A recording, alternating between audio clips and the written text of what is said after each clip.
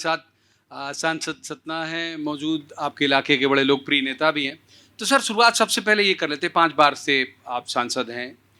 हम देख भी रहे हैं, मैं हालाँकि सतना ज़्यादा नहीं आ पाया, लेकिन जितनी बार भी आया तो मैं हर बार देखता हूँ उत्तरोत्तर क्रम में बहुत सारी चीज़ें नई दिखती हैं। इस बार आया तो एयरपोर्ट भी एक नया उपलब्धि के तौर पर शामिल हुआ। कितने संतुष्ट हैं आप अपने अभी तक के परफॉर्मेंस से? देखिए, जब मैंने राजनीति की शुरुआत की थी 1995 से, तो जिला पंचायत में आया, फिर इसके बाद मैं वहाँ का अध्यक्ष भी बना। तो मैंने अपने ज़िले के सभी गाँवों को देखा। बहुत पिछड़ा हुआ क्षेत्र ये था और विकास का जो पैमाना राज्य सरकारों ने तय किया था कि कौन से ज़िले किस विकास के स्टेटस पर हैं, तो हमारे ज़िले की पहचान एक पिछड़े हुए ज़िले के रूप में थी।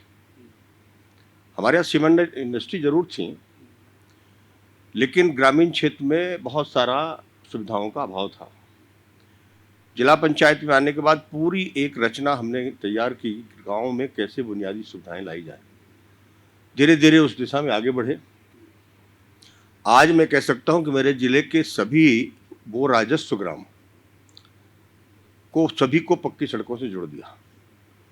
2001 का जो सेंसस था, उसी सेंसस के आधार पर राजस्व ग्राम तय हुए थे। तो प्रधानमंत्री ग्राम सड़क, फिर राज्य की कुछ योजनाओं की सड़कें, आज उन सभी जगह पक्की सड़कें बनाई। जो स्कूलें जहाँ नहीं थी वहाँ स्कूलें भी बनी, हाई स्कूल बने, स्कूलें बनाई, हायर सेकेंडरी स्कूलें बनाई। हेल्थ के क्षेत्र में भी काम किया हमने। फिर वहाँ पर कैसे लोगों को सिंचाई का पानी मिले, तो एक बाणसागर परियोजना को ला करके शहर को भी पीने का पानी दिया और उसी में से किसानों के खेत तक पहुँचा। लगभग 45,000 हेक्टेयर पे। ये जो बरगी वाला पानी आने वाला? नहीं, बाणसागर का। अच्छा, बाणसागर वाला। अब इसके बाद फिर हमारी तैयारी बरगी की है।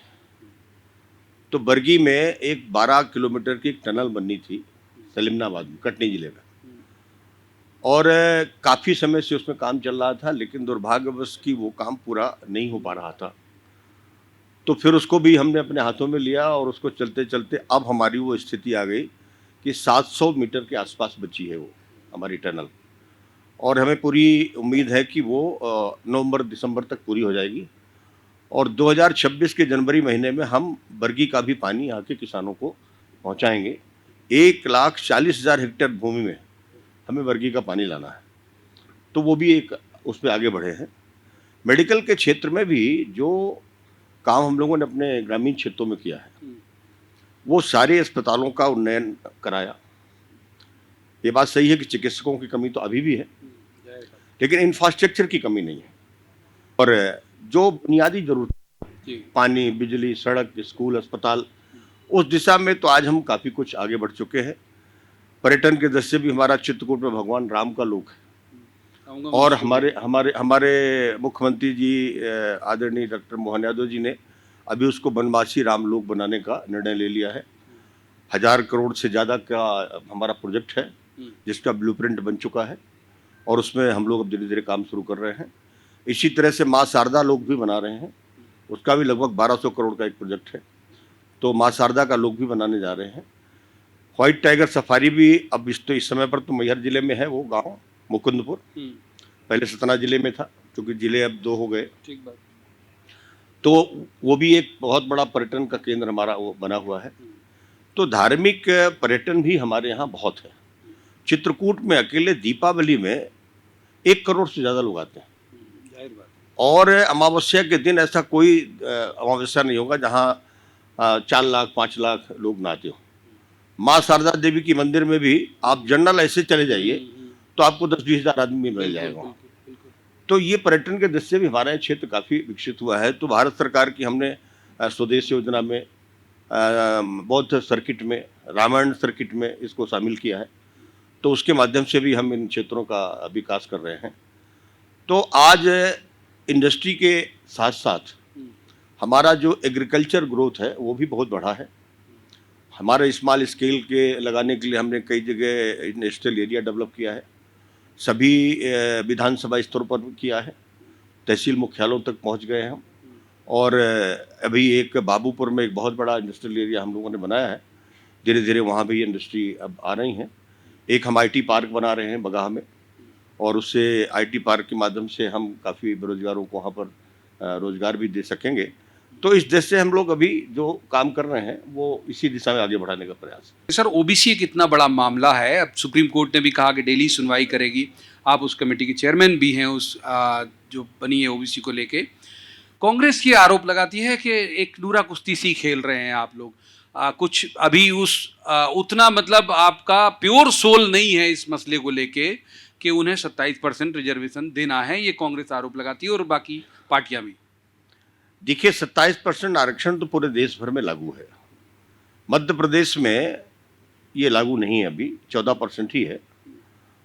कमलनाथ जी की सरकार बनी थी तब उन्होंने एक अध्यादेश लाने का काम किया। वो अध्यादेश अधूरा था, फिर उसको बिल में कन्वर्ट किया गया, तो बिल भी अधूरा था। और उन्होंने उस बिल में ड्राफ्टिंग जो किया उसमें लिख दिया कि मध्य प्रदेश में कुल 27% ही ओबीसी की पॉपुलेशन है, और इसलिए 27% आरक्षण दिया जाए। कोई भी कोर्ट मानने को तैयार नहीं होगी, इसमें कोई आधार नहीं था किस आधार पर आपने ये लिख दिया उस बिल में कि 27% ही पॉपुलेशन है। तो अभी एक हमारे मुख्यमंत्री जी ने एक बैठक बुलाई थी, सर्वदलीय बैठक बुलाई थी, आप भी थे उसमें। हाँ, मुझे भी बुलाया गया था। तो इस बात को कांग्रेस ने भी स्वीकार किया कि कहीं न कहीं त्रुटि थी, इसी वजह से तो तमाम सारे लोग कोर्ट पे चले गए। अब सुप्रीम कोर्ट में सारी याचिकाएं पहुंच गई। 23 तारीख से supreme court day to day उसकी सुनवाई करने वाली है। तो ये हुआ कि भाई कम से कम ओबीसी के इन बच्चों का भविष्य खराब ना हो, इनके लिए हम सब लोग क्या एक राय हो सकते हैं। सभी राजनीतिक दलों ने कहा हम एक राय हो सकते हैं, और एक कंसेंसस बनी। महाधिवक्ता के साथ उनके भी वकील बैठेंगे, हमारे भी वकील बैठेंगे, और एक कंसेंसस बना करके सुप्रीम कोर्ट में अपनी दलील देंगे। मुझे पूरा विश्वास है कि सुप्रीम कोर्ट इस बात को मानेगी, और मध्य प्रदेश में 27% आरक्षण का जो मामला अधर में लटका हुआ है उसको मूर्त रूप मिल सकता है।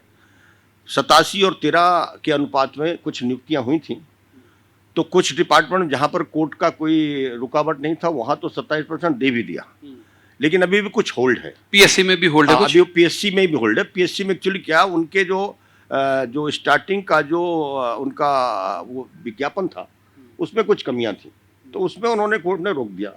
तो उसमें 13% अभी सर्विसेज होल्ड कर दिया गया है, लेकिन अब मुझे लगता है रास्ता उसका निकलेगा और हो जाएगा। आप बहुत सीनियर लीडर हैं, 5 बार से आप सांसद भी हैं। इन दिनों पॉलिटिशियन की जो भाषाई मर्यादा है, जो भाषाई संस्कार है, वो बुरी तरह से टूटा है। आप देखिए अभी जो गाली दे दी प्रधानमंत्री जी की माता जी को, और भी मतलब, और ये बोथ साइड होता है। आपकी पार्टी के भी कई जो एमएलए हैं उनकी खबरें आती हैं कि भाई कलेक्टर पे हाथ उठा दिया या गालियां दे दी है। ये कैसे, क्या वजह मानते हैं आप? कोई भी दल का हो, पॉलिटिशियंस में ये जो आ रहा है, ये इसकी वजह क्या है? देखिए, ये स्वस्थ लोकतंत्र के लिए अच्छा नहीं है, और भाषा की मर्यादा होनी चाहिए। फंडामेंटल राइट्स में भी, संविधान में ये बात को कहा गया है कि स्वतंत्रता तो है, लेकिन मर्यादा में रह करके है, और चाहे वो हमारे दल का हो चाहे दूसरे दल का हो।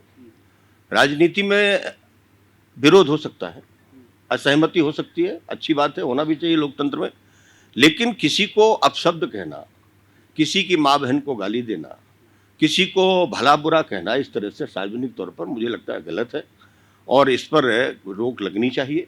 और आज ये बात सही है कि ये चर्चा का विषय बन चुका है और राजनीतिक दलों के एजेंडे में भी आ गया कि लोकतंत्र में जनता तय करती है किसी भी पार्टी की सरकार बनाने में, और किसी भी नेता के उसके उसकी लोकप्रियता का। फिर अगर उसमें से हम ये कुंठित हो जाएं कि भाई ये बार बार चुन करके आ रहे हैं, बार बार ये सरकार बना रहे हैं, तो ये गलत है। भाई जनता के लोकतंत्र है, बहुमत के आधार पर सरकारें बनती हैं, तो आप उसका सम्मान करने के बजाय उनको अपमानित करने की कोशिश करेंगे। अब एक आरोप और आप पर लगता है, जब मैं आप उच्चारित करूं तो सांसद गणेश सिंह जी नहीं, आप आपकी पार्टी के बड़े नेता हैं, तो मैं बीजेपी की तरफ फोकस कर रहा हूं।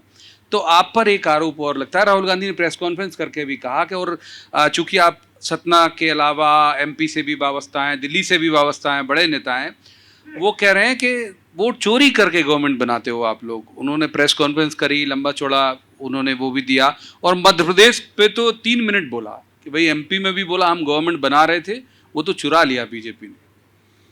पहले वो कहते थे कि ईवीएम गड़बड़ है, और ईवीएम गड़बड़ है तो इसकी पूरी तरह से जांच हुई। मामला सुप्रीम कोर्ट तक गया और सुप्रीम कोर्ट ने इस बात को कह दिया कि ये आरोप गलत है। फिर इसके बाद आप कह रहे हैं साहब वोट चोरी हो रहा। वोट चोरी कैसे हो रहा है? चुनाव आयोग एक स्वतंत्र संस्था है जिसको कॉन्स्टिट्यूशनल ने उसको राइट दिए हुआ। जैसे जैसे चुनाव आते हैं तो अपने वोटर लिस्ट का पुनरीक्षण करते हैं लोग।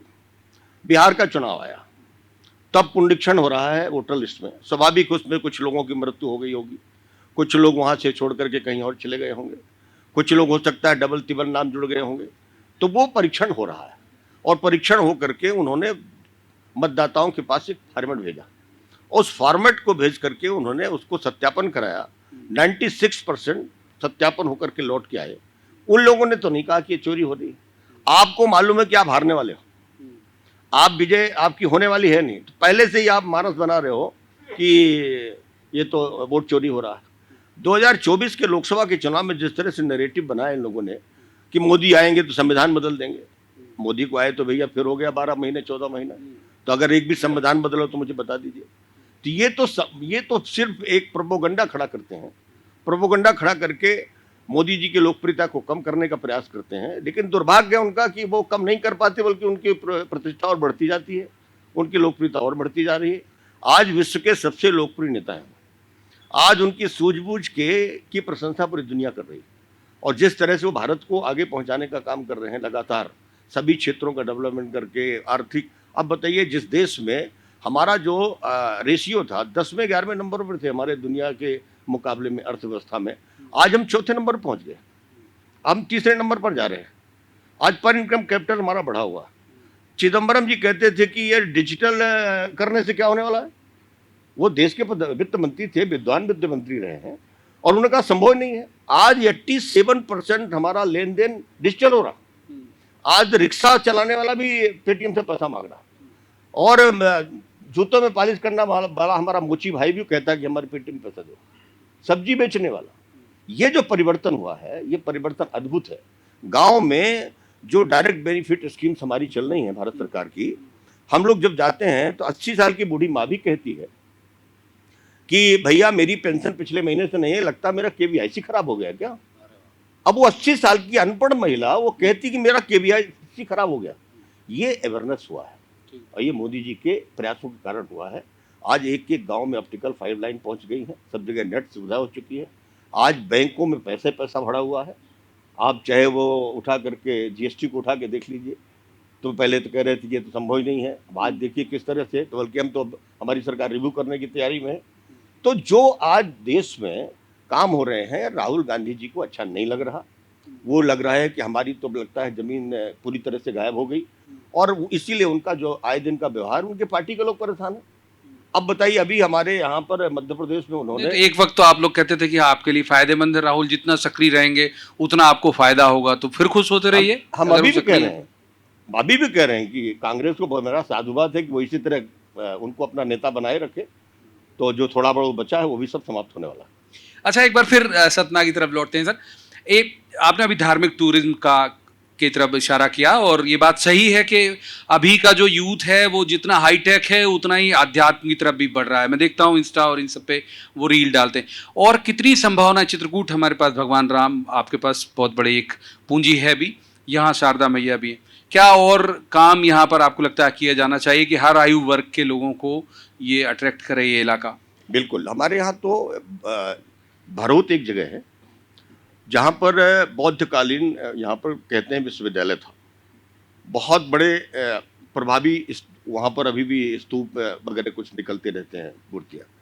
तो एक तो उसका संग्रहालय बनाने की बहुत ज़रूरत है। अभी स्मार्ट सिटी प्रोजेक्ट से हम लोगों ने सतना में एक वेंकटेश मंदिर परिसर था, उसको डेवलप किया है। और इसी तरह पास में रामबन एक जगह है, बहुत अच्छी जगह है, वहाँ है। एक हमारे यहाँ गिद्धा पहाड़ है, गिद्धा पहाड़ जहाँ पर आज भी गिद्ध आते हैं और बहुत बड़ी मात्रा में विदेश के लोग उनको देखने आते हैं, वो है रामनगर में। उसको भी डेवलप किया जा सकता है। अभी मार्कंडे एक घाट है जहाँ पर मार्कंडे ऋषि जी ने तपस्या की थी, वो जगह है। वहीं पर वाटर बॉडी है बाणसागर की, तो वहाँ पर अभी हम डेवलप कर रहे हैं उसको। हम जल सेना के एक ट्रेनिंग सेंटर ला रहे हैं, तो चूँकि उसके जो हमारे चेयरमैन हैं, अध्यक्ष हैं उस सेना के, हमारे रीवा सतना के रहने वाले हैं, तो हाँ। हमने उनको मिलकर के दोनों निवेदन यहीं किया के था। हैं। तो वो एक तो वो दे रहे हैं, दूसरा अभी हमारे केंद्रीय सड़क परिवहन मंत्री गडकरी जी जबलपुर आए थे, तब उन्होंने कहा कि हम एक टाइगर कॉरिडोर बनाना चाहते हैं। तो कान्हा से बांधवगढ़, वही नदी के उस पार बांधवगढ़ है, उसी में हम चाहते हैं कि वही कॉरिडोर बने, उसमें ब्रिज भी बनेगा और ये पूरा एरिया डेवलप होगा। हम वहाँ से पन्ना आएंगे टाइगर, तो बांधवगढ़ से वहाँ से कान्हा से बांधवगढ़, बांधवगढ़ से पन्ना, ये एक टाइगर कॉरिडोर बनेगा। और आपका ये मुकुंदपुर भी और उसको मुकुंदपुर को भी उसी के साथ हम जुड़ते हुए लाएंगे। अभी यहाँ पर हमारे सभी जंगलों में पर्याप्त टाइगर देखने को मिलते हैं। उस दिशा में उनके संरक्षण के लिए हम लोग काम कर रहे हैं, काफ़ी तेज गति से काम कर रहे हैं। तो ये तो एक तो फॉरेस्ट के दृष्टि से भी और टाइगर के दृष्टि से भी ये टूरिज्म का एक बड़ा केंद्र बन चुका हमारा। और इसी तरह से हम लोग इसको, जो धार्मिक क्षेत्र है, 84 कोसी परिक्रमा है, भगवान राम 11.5 वर्ष रहे हैं चित्रकूट में, इसके बाद यहीं से दक्षिण की तरफ गए थे। तो 84 कोसी परिक्रमा में हमारे वो तीर्थ स्थल हैं जहां आज भी वहां प्रमाणित है कि वो आए थे, तो उन सभी को विकसित कर रहे हैं। और अभी एक सिद्धा पहाड़ है जिसको हमने उसकी परिक्रमा बना दी, जहां भगवान राम ने वहां पर व्रत लिया था कि हम निश्चरों से धरती को विहीन कर देंगे, और वो जगह है वहाँ। तो वहाँ हमने उनकी मूर्ति स्थापित की है और उसमें परिक्रमा पथ बनाया है और उसको पूरी तरह से बाउंड्री वगैरह बना करके उसको सुरक्षित किया है। तो ऐसे नए नए स्थान भी हम लोग डेवलप कर रहे हैं। कई हमारे यहाँ ऐसे स्थान हैं जो साधना के केंद्र हैं, तो वो भी उनको भी डेवलप कर रहे हैं। धारकुंडी है, एक बहुत बड़ी जगह है। सती अनसुईया एक बड़ी जगह है। गुप्त गोदावरी है, बहुत बड़ी जगह है। हमारे इसमें परसमनिया में कर्मजेश्वर का मंदिर है, एक बहुत बड़ा ज़बरदस्त है, और एक और मंदिर है जो गुफा में बना हुआ है। तो यहाँ कई बड़े साधु संत ऐसे रहे हैं जिन्होंने तपस्या करके उन जगहों को बहुत प्रभावी और शक्तिशाली बनाने का काम किया था। उनको भी विकसित करने का काम हम लोग कर रहे हैं। वाटर बॉडी हमारी जो बाणसागर है, बहुत बड़ी वाटर बॉडी, उस वाटर बॉडी का भी एक उपयोग अभी वहाँ हमारे टूरिज्म विभाग ने, मध्य प्रदेश ने, एक सरसी नाम की जगह है जिसमें एक रेस्टोरेंट बनाया है और वहाँ बोट से जाते हैं लोग।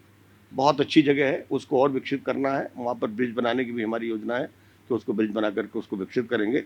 विंध्य क्षेत्र का सबसे ये पर्यटन की दृष्टि से बहुत बड़ा ये स्थान हमारा सतना मैहर बनने जा रहा है। और राम पथ गमन भी हम उसी में बना रहे हैं, रामायण सर्किट बना रहे हैं। तो मुझे लगता है आने वाले समय में सबसे बेहतर काम होंगे। सतना को स्मार्ट सिटी का हमने दर्जा दिलाया था, 1000 करोड़ का प्रोजेक्ट था, जिसमें हमने यहाँ पर सारे जो हमारे शहर के अंदर के तालाब है उनको रेनोवेशन किया है, बहुत अच्छा बनाया है, और सारे पार्क ठीक किए हैं। स्पोर्ट्स का पूरा हमने मल्टी कॉम्प्लेक्स बनाया है, स्पोर्ट्स में सारे स्टेडियम ठीक कर दिए हैं, अंतर्राष्ट्रीय बस स्टैंड बना रहे हैं। तो ये सारे काम हम लोगों ने किया है। यहाँ एक्टिवेशन सेंटर बनाया हमने स्टार्टअप का। तो ये सारी उपलब्धियाँ हमने शहर को दिया है, और शहर में भी काफ़ी विकास के कार्य हुए हैं। सीवर लाइन के चलते थोड़ा सा परेशानी यहाँ हुई है, क्योंकि उसमें काम काफ़ी डिले हुआ। स्वच्छता में भी अचानक से जंप कर गया ये और शहर, स्वच्छता पिछली में बार भी थोड़ा सा 98 बढ़े में हैं। था, अब तो बहुत। लेकिन अभी बहुत कुछ काम करने के लिए है, हम लोग काम लगातार करते जा रहे हैं। एक आखिरी सवाल कर रहे थे सब, स्वदेशी, ये ट्रंप के टैरिफ वॉर के बाद से स्वदेशी का जो मुहिम फिर से चला, चीफ मिनिस्टर मोहन यादव जो हैं उन्होंने ओन कर लिया एक तरह से, वो अपने हर भाषण में कहते भी हैं और एक्ट भी करवा रहे हैं वो बाकी जगह। सतना की आहुति उसमें क्या हो सकती है स्वदेशी वाले मसले में? ये देखिए, पूरे देश भर में जब ये अमेरिका के राष्ट्रपति जी ने टैरिफ लगाने की बात कही, तो सहज रूप से हमारे देश का कोई नागरिक इसको स्वीकार नहीं कर पाया, और सबने कहा ये तो गलत निर्णय है, और उससे नुकसान हमारे देश को तो कम होगा, उनको ज़्यादा होने वाला है। अभी अभी जो मेरे पास सूचनाएं थी कि जो मेडिसिन हमारी जा रही थी, वो मेडिसिन वहाँ तक नहीं, जब उन्होंने टैरिफ लगा दिया तो नहीं गई, तो वहाँ पर मेडिसिन के दाम बढ़ गए। और मैं अभी देख रहा था कि जो महंगाई दर है, तो दुनिया में भारत सबसे कम महंगाई दर में काम कर रहा है, अमेरिका में सबसे ज़्यादा महंगाई। और यहाँ पर अब हमारे प्रधानमंत्री ने कहा कि हालांकि वो पहले से कह रहे हैं कि ये गांधी जी का देश है, गांधी जी हमेशा स्वदेशी की बात करते थे, स्वच्छता की बात करते थे, लेकिन कांग्रेस की सरकारें नहीं, लेकिन गांधी जी को तो अपना आदर्श कहती नहीं, लेकिन उनके आदर्शों पर कभी चलने का प्रयास किया नहीं।